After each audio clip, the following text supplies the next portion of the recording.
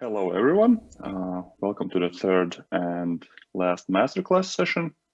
My name is Gatis, and I'll explain in more detail what are the common processes to automate.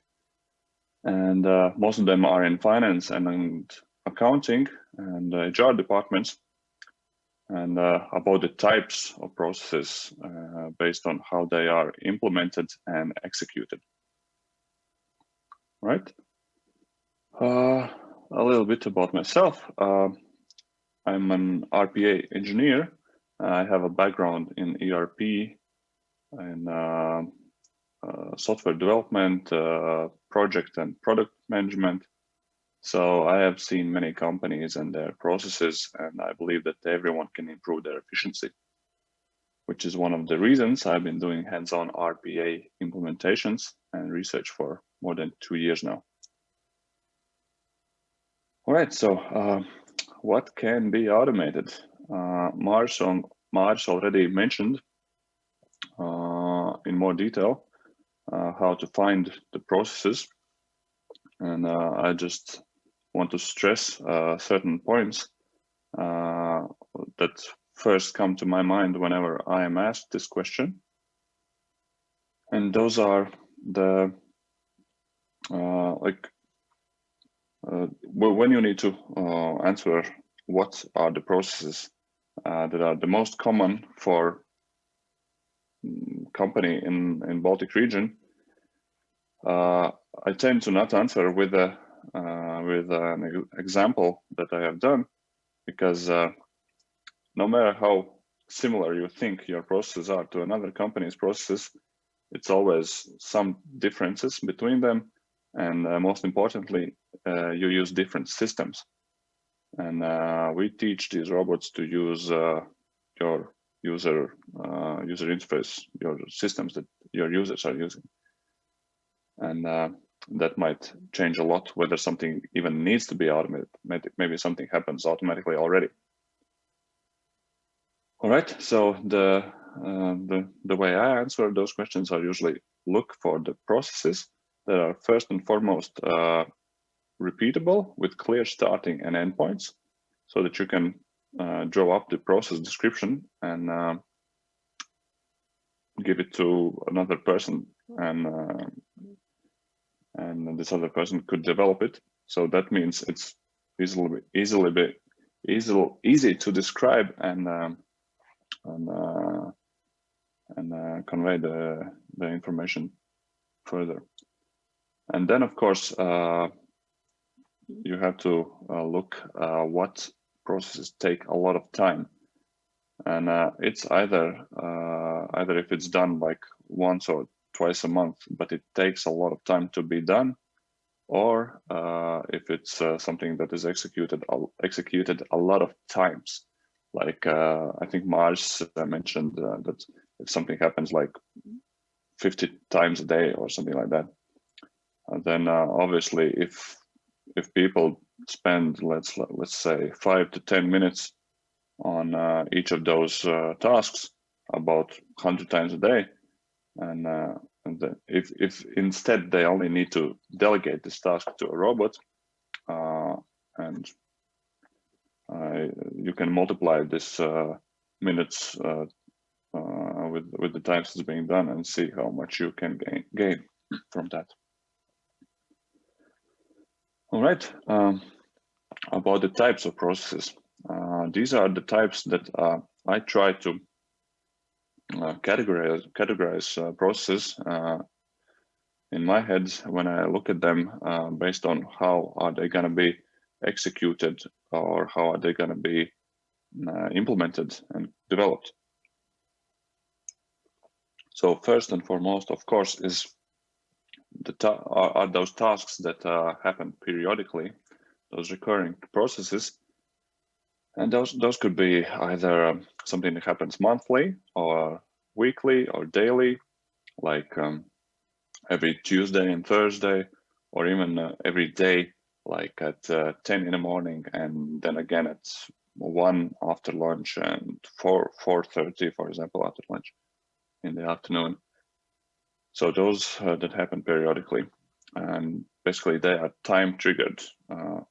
Certain time occurs, and then the process starts to be executed automatically. Then the human initiated tasks. In these cases, robot is like an assistant to a person. It receives some form of message from a person containing info about which task and some parameters to work with, and then goes and does those tasks and send the results back to the person who initiated this task. Right, and the next one I would like to say that this one has improved a lot lately. The human in the loop kind of processes. It's I would like to say an official term used by RPA vendors, and some of them they have made these kind of processes easier to develop in last years to enable wider automation possibilities. And what it means, this human in the loop processes, those are the ones that require at least one person, at least one person's intervention to finish the process. Either it's something that happens,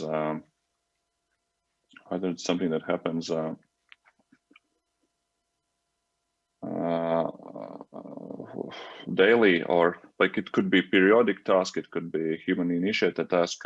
Those types of processes could overlap, but the idea is that something is stopped and it waits for a person to answer. I will explain in more detail about these types later on. And the last one in this list are the processes that wouldn't happen at all without automation. Like either it's an existing process that with certain parts that a person doesn't do because it takes too much time, or the people has no motivation to do it themselves.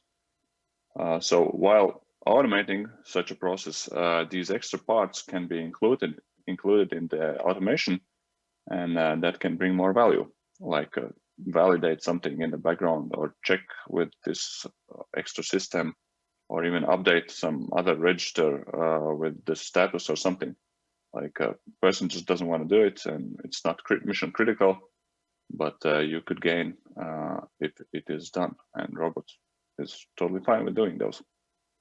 And there could also be some nice to have tasks that people won't do at all, as it's very mechanic, data gathering, updating between systems, etc. And possibly it's some idea that somebody had, but they didn't realize this solution, because that would mean a couple of days or even a week of work for someone every month. And it's just too big of a cost to realize this idea, and possibly even create a new product or service inside your organization that you can offer to your customers. All right, moving on. So about the first one, let's go in more details about periodic and recurring tasks and some examples.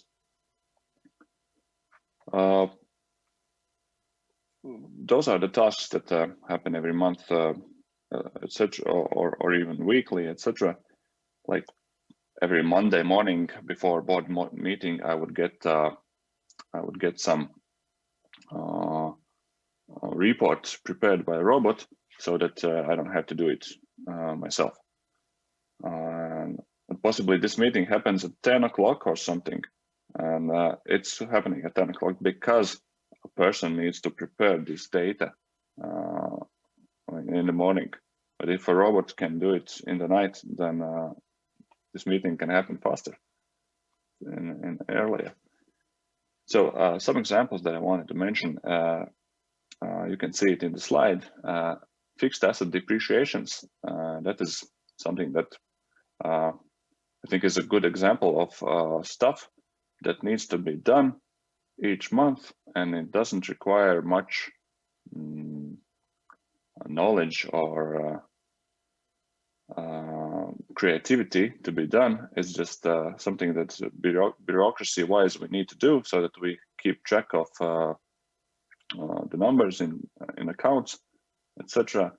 So something that accountants do every month, just, I don't know, open a list of search for certain assets with some parameters, and then just I don't know, update some dates if it's or some statuses based on certain criteria, some algorithms, then generate some documents and post them in your ERP system. Then, of course, some salary calculations. For example, if you have timesheets or bonuses, all kinds of systems in place that it's basically gathering data from different sources and putting it together for a single calculation operation to happen. And it means there are two parts of this process that needs to be done by a person usually. One is gathering this data, either if it's timesheets, you get from department managers or store managers, you get some information about their employees, how much time they worked in each day, etc.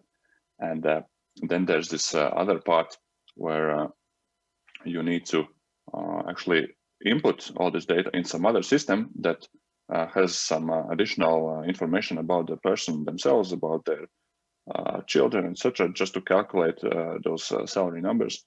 And then that part could take, like, okay, let's calculate for these 30 people, and that could take some time. And sometimes you can't use the system. And meanwhile, some calculation or generation of something happens in the background. And that's a perfect task for a robot.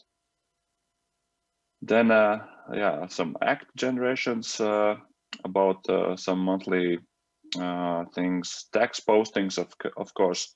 If you can define a certain set of rules for at least part of the things that needs to be done monthly, then it's a good one to automate.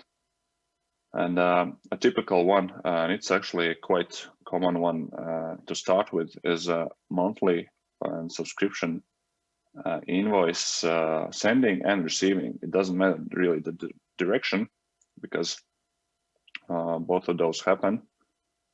And robots could either prepare some data based on some criteria, based on something that it has gathered in other systems, and send out an invoice to your customers, or a robot could be taught to understand the incoming invoices from some vendors, even without some extensive OCR and content analytics, because those monthly invoices that happen every month, those subscription-based, where it's like $7.99 each month for some, I don't know, visual image creating solution or some other tool, some cloud tool, and those are usually the same. And a robot can just receive this email and download this document, enter this data in your accounting system, and attach the document as well. Stuff like that.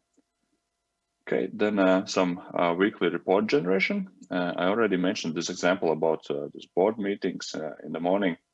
There could be some others, some performance reports to see how well certain departments did or certain regions did with sales, etc. And quite often those data is still from different sources. Like, let's say you have multiple countries that you need to look at. One country gives you this data in from one system, another from a different system, and then there is this one guy sitting somewhere who knows how to merge all this information in some very special Excel template to get the overview out of it afterwards. And that is definitely something a robot could do for you. All right. I think, yeah, I already covered this next topic about the data gathering from other systems. But the real life scenarios where this could be applied is most likely in service industries, where you offer services on some hourly rates. where you log your time either in some Jira or on some other systems, either it's issue tracking systems or time logging systems.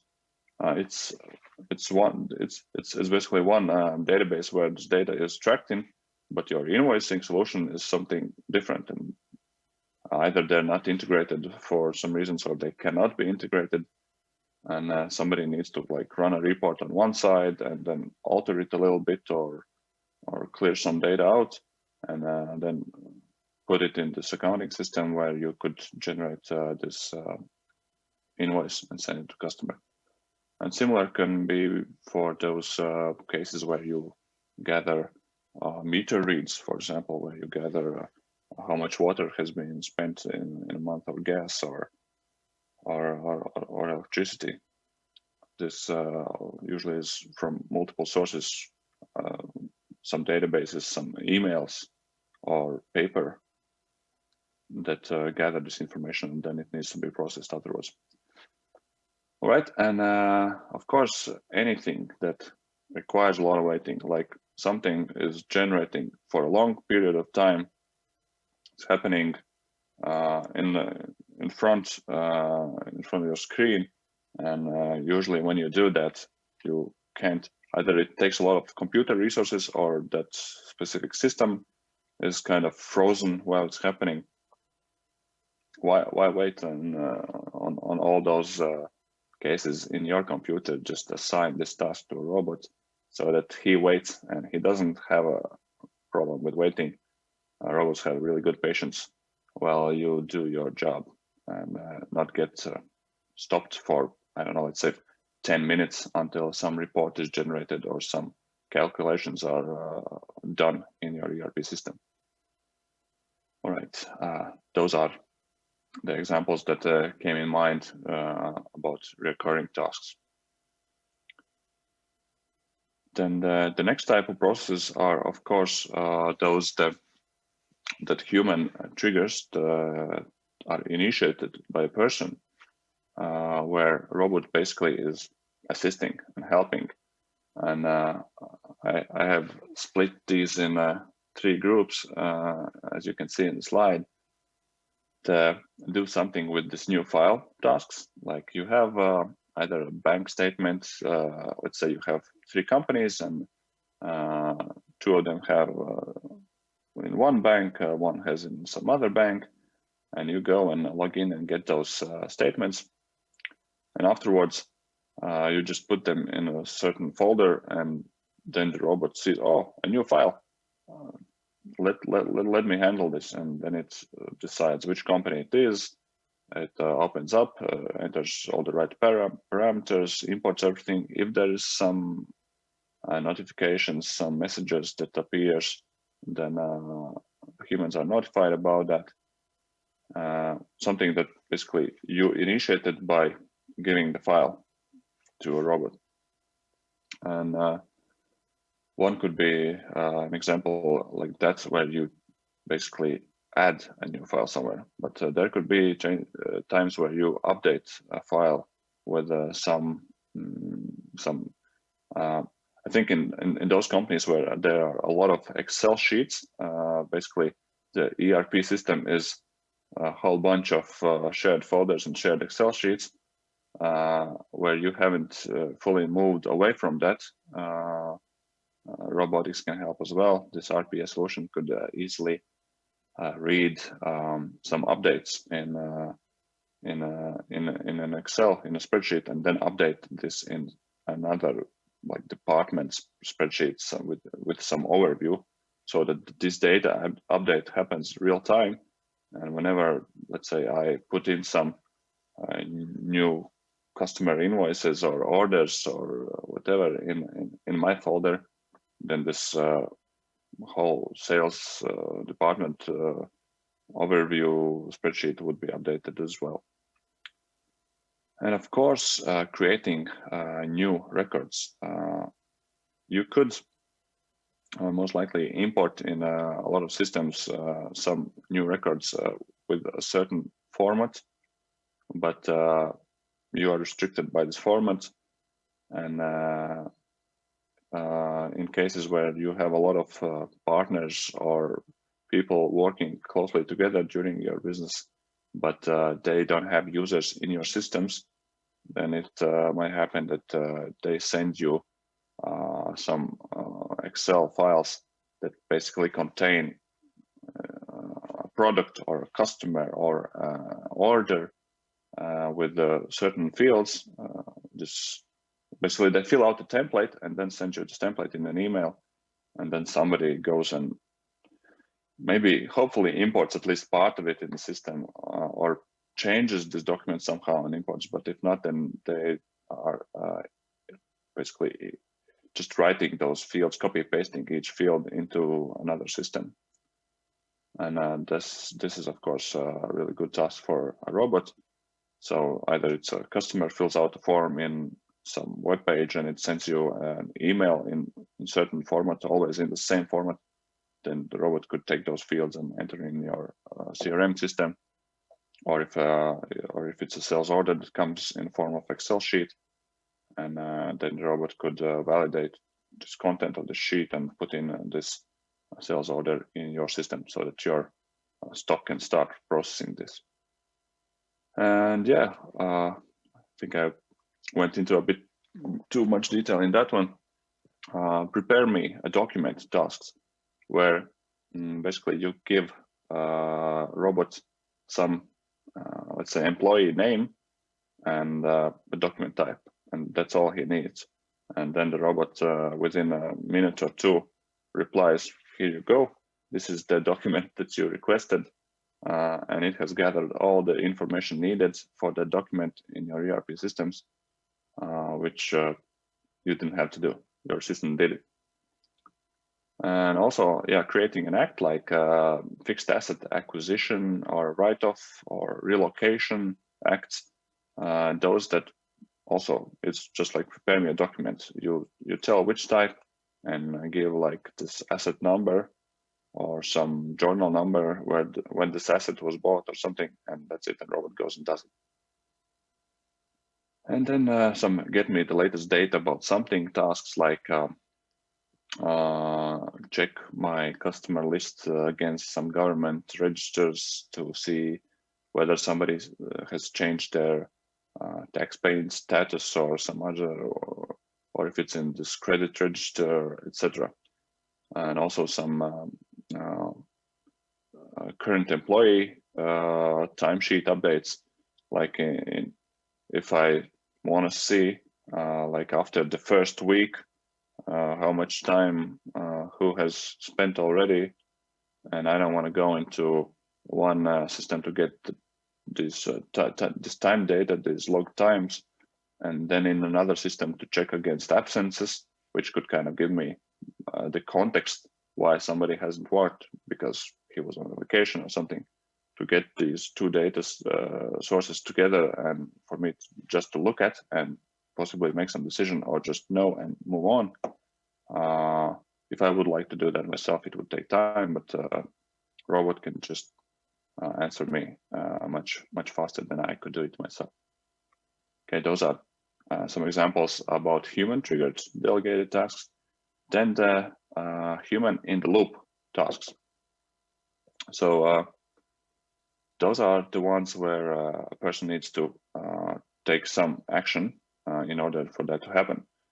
As you can see this in this little picture on the side, where robots asks the person to click all the photos with bicycles. So it needs human intervention for them to continue. Like they started a login process, and then something needed to happen for a person, and afterwards they move on. A very common process like this is approvals. All kind of approval processes, either purchase orders, some promotional campaigns, price changes, repricing, vacation requests, vendor invoice approving, etc.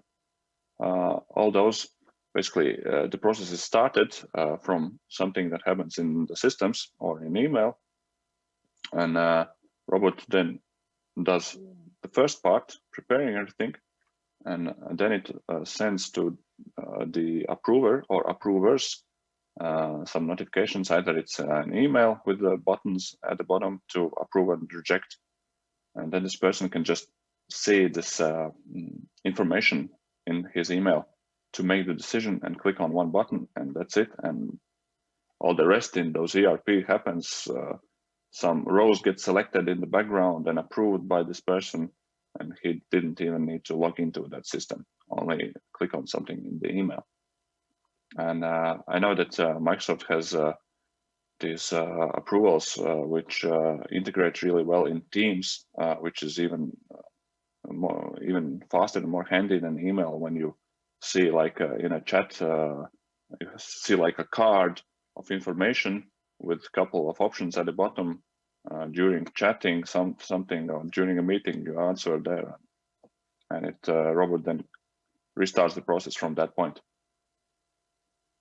All right, some communication-based processes, and those would be, as I mentioned, those timesheet gathering from a department store where robots could send basically to each department or each store manager send their employees and expect in reply our numbers just added to those employees to know how much hours they worked in that specific date. And this communication would happen daily, and that would mean that overview, this real-time update, would happen in the background for the managers to see during the month, not only at the end of the month when okay, we need to calculate salaries, so send me the timesheets, and then they're like, okay, let me check the schedule, who worked when, and oh yeah, but that guy replaced this one, how many days did he replace him, etc. And first of all, there are errors with such approach, and it takes more time, etc. And it's much less transparent during the month. Okay, some scheduling and reserving something. A lot of those usually are done by some other great tools nowadays, but that could still be the case as well.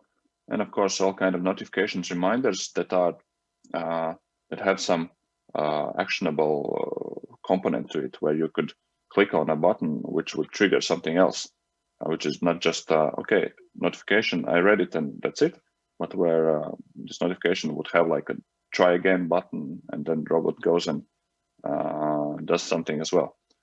So this closely ties to this exception handling point, where when the automation happens and robot has seen, okay, this account number is closed for getting in new numbers from this certain region or some department, like there's some limitation set up in the accounting system, and it shows up as a message, as an error message, which is not like a robot didn't fail executing this process. It's just that the system forbids you to make those actions.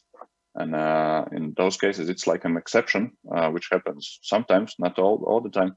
Then this person receives this email.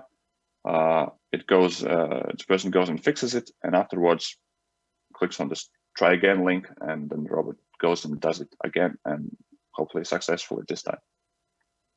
Decision points are quite similar to approvals, where you get all the information and choose one of the options at the bottom. And yeah, some longer processes that are only partly automated. You can imagine probably some process that takes a lot of time and a lot of people involved.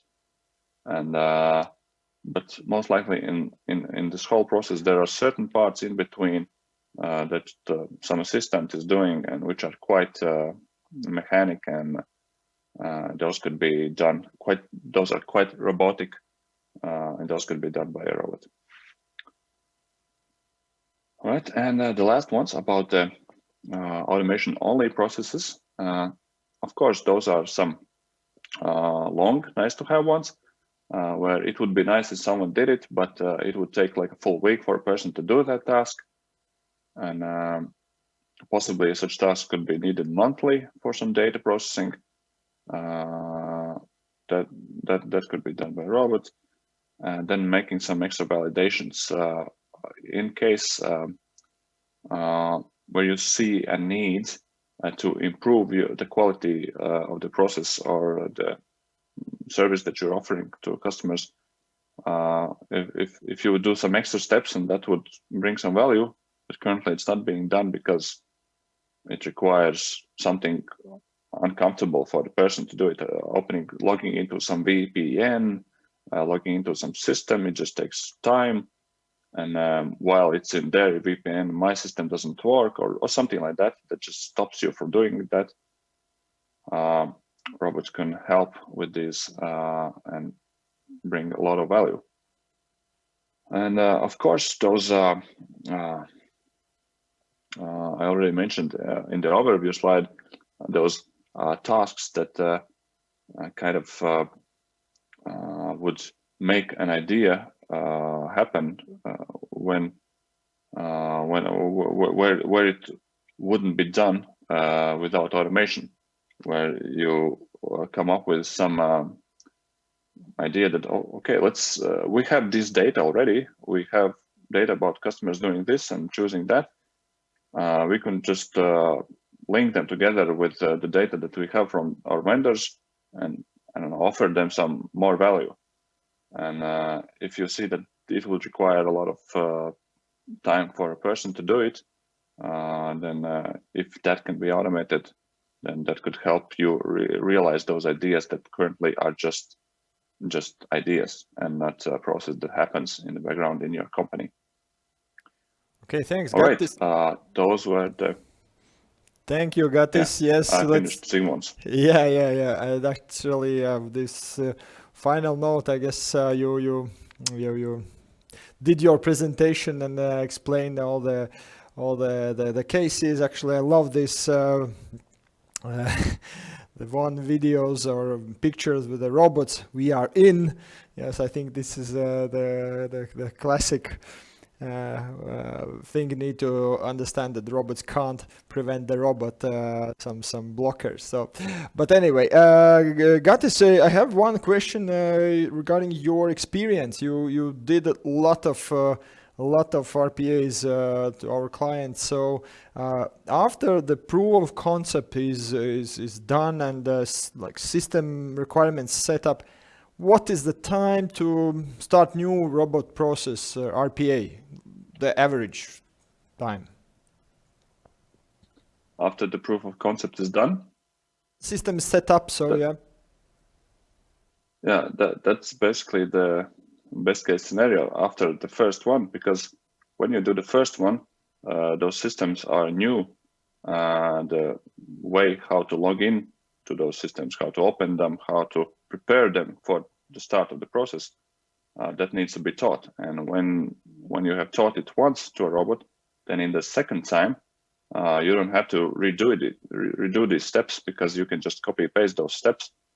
And then basically you just need to focus on the value of that new process and start building this new process. So days, second hours. One actually, the second one is understanding the process and discussing with the customer how you do this process, and then you get straight to business without all this IT part where how do we log into the system, how do we open that system.